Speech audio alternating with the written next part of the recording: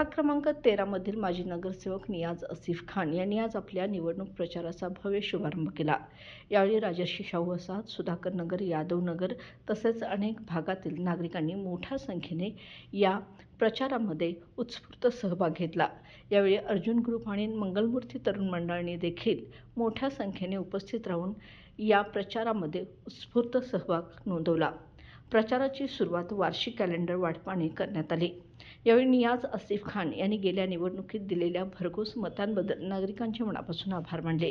गेल्या कार्यकाळात केलेल्या विकास कामांच्या जोरावर ते पुन्हा एकदा रणांगणात उतरले असल्याचे सांगत, मी तुमचा भाऊ किंवा तुमचा मुलगा असं समजून पुन्हा एकदा संधी द्या, असं आवाहनही त्यांनी उपस्थित नागरिकांना केलं।